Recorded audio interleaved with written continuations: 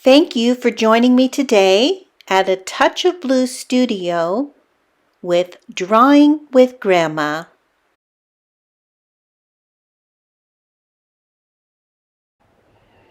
Today's demonstration will be just 3 sketchbook studies of 3 different animals. So I hope you will join me by getting your sketchbook out and following along with these basic shapes. This lioness is in a cave and sticking his head out, so I'm going to try to capture his expression and the inside of the cave where he's peeking out his head and his paws are in front of him. He's in an unusual pose, but you can see that I started with his round head and then placing that nozzle, which is really important for helping me to establish the placement of the eyes in this particular image. So as you can see that I made the line down the center of the head, which would lead to the nose, and place the eyes on that cross section. The intersection of those 2 lines will be where the top of the eyes are placed.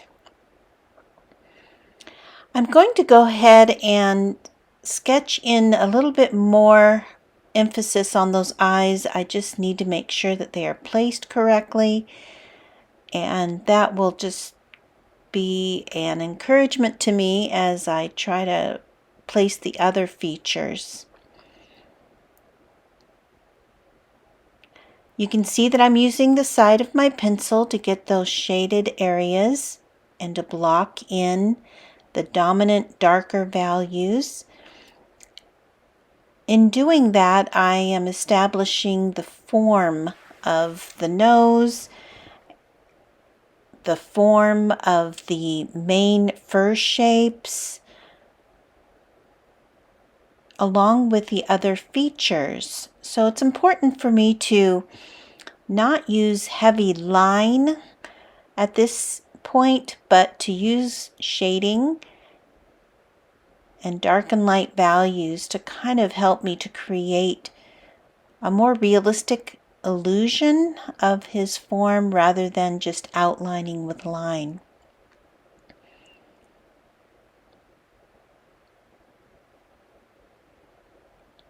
So you can see now that I have laid in the shape of the cave entrance, and he is laying on a rock with his head partially out. So I thought that there would be more emphasis on him if I shaded in that background while giving the illusion of his head coming out into the light.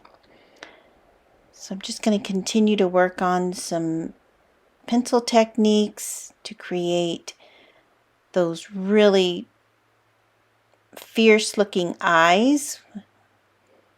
He looks calm, but he's very intense as well. There's a lot of highlights. The sunlight is hitting him very strong on that top part of his head and his nose. So I need to be careful to leave those little glimmers of highlights. And then as we go back into the cave, the back of his neck and the right side of his head are going to be in darker values. So I'm going to just keep developing that form with overlaying of darker value on top of darker value. Instead of pushing really hard the first time, I like to do layers so that there's not piercing marks on the paper. It's just a gradual layering.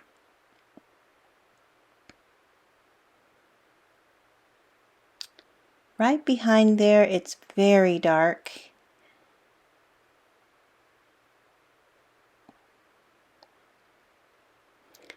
And then I'm going to work on developing that right side of the cave wall. I don't think I'll spend too much time on developing the texture of the rocks at this point, maybe on a later lesson. But you can see that I have the basic shape of his head, suggested paws, and he's tucked into this hole in the rock.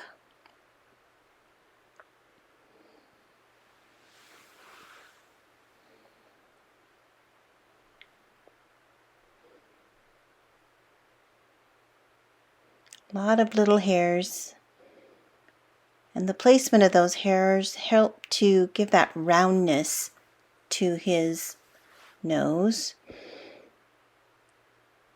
and help to unite all the other groupings of dark and light hair areas together.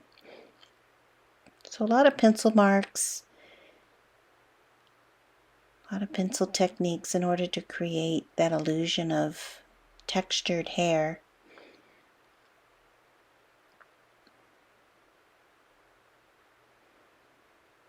Okay, I don't think I'll spend too much more time on him. A couple little whiskers there,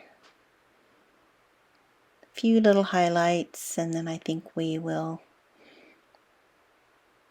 be finished with this one.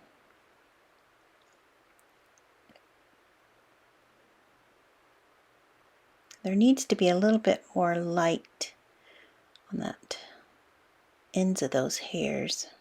Brush it off. There it is. There's our little study of this lioness. This next one is another photo that my brother-in-law took at this nature preserve of a fox. And you'll remember that last week I did the head of a fox in watercolor. This time it's his full figure and it's a side view. And it's a really beautiful photograph, and I may paint it. But right now I want to do this sketch of it just to practice and to get the form. So for him, you can see I put placement marks for the top of his back and the very end of him where his tail would be. But first I want to make sure I have the head placed and that profile accurate and the features. So once I have those in place, the rest of the drawing is going to be much easier to do. He's standing on a rock and he has this intense pose as if he's staring at something he wants to chase. So I want to try to capture that. I'm not sure I will be able to. He's really fluffy, so I want to create some of that fullness in his body and then try to get these legs correctly sketched. So I've got his underbelly.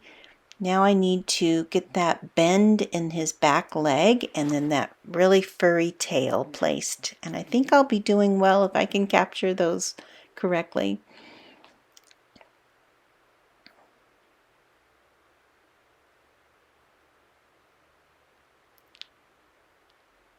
Yes, and he's standing on a rock. There's a little bit of a shadow. Those legs are side by side, so I want to try to capture that leaning effect of his pose. I think I'll have to come back and straighten those legs a little bit, but right now I think I'm going to do a little bit of form with the shading and see if that helps with the overall look. The light is coming from the top, so I need to be sure to capture the effect of the light source and those piercing eyes. He's got a beautiful full mane around him. This one I think I'm going to paint very soon. It's just so beautiful, and if you could see the photograph, you'll agree that the colors are just magnificent on this animal. So next week I think I will begin a small painting of him in oil, And I'll be sure to post it so you can watch the process.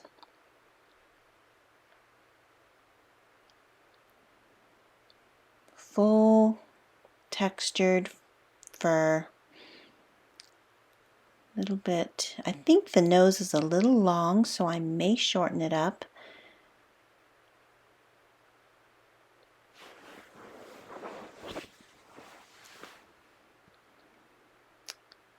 And then we're going to darken up where there's a lot of intense contrast in the shadow on the rock, and make sure that we can get that effect of the light coming from the upper left. And of course under his tail. It's very full.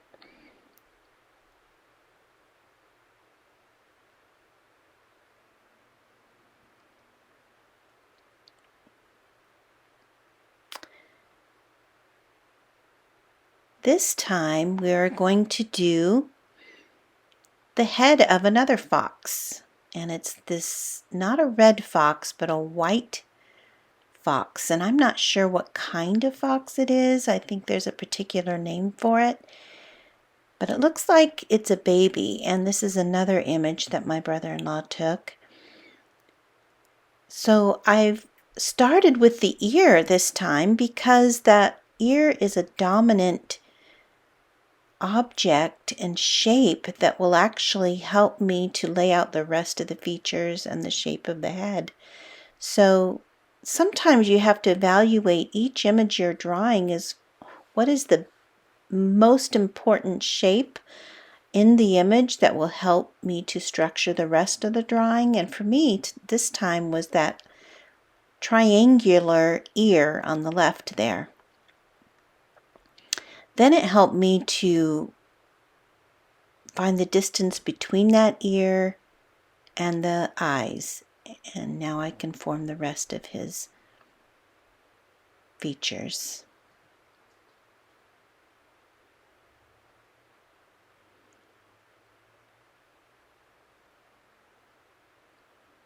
He's got another full mane like the other one, and his ears are very big.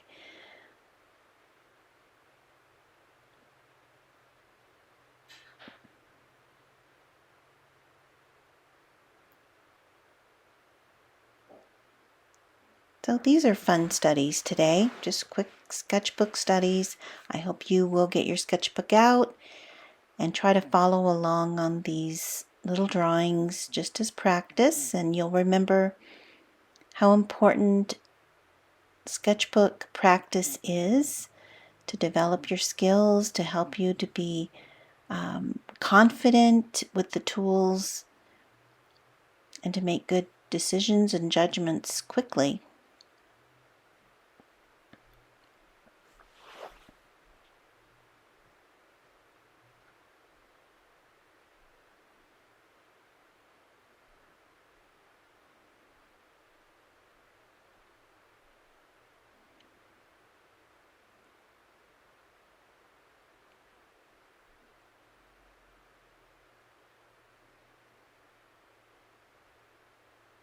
I think I will keep going. On this one, the light is coming from the direct top, so underneath him and right there in front of his muzzle,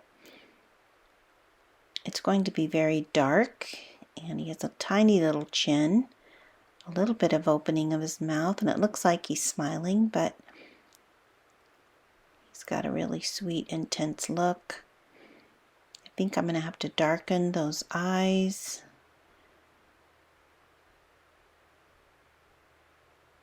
And then to help his head be a little fuller, I'll have to shape it and then erase out the lights again.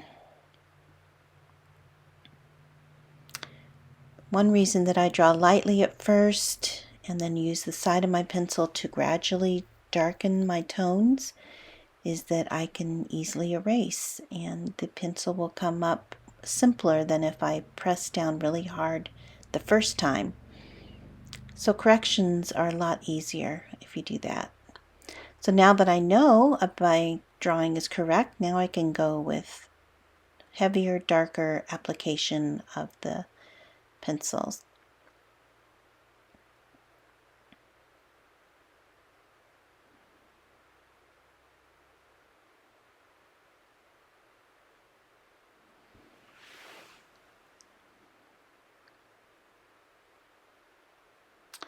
I'm going to darken these eyes a little bit, give them a little eyelash. And I think I need to enlarge this eye a little bit and put a little angle. And then have the center of his nose cleaned up a little bit, a little light there.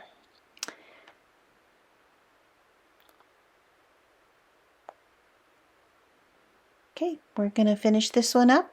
We're just wanting to get that strong shadow shape in there so that he stands out, and the focus will be on his eyes and nose.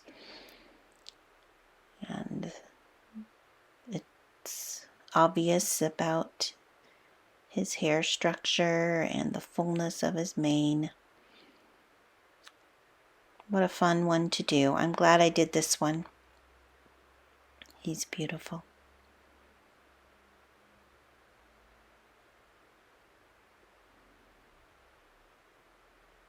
Okay, a little bit of highlights, and that's it.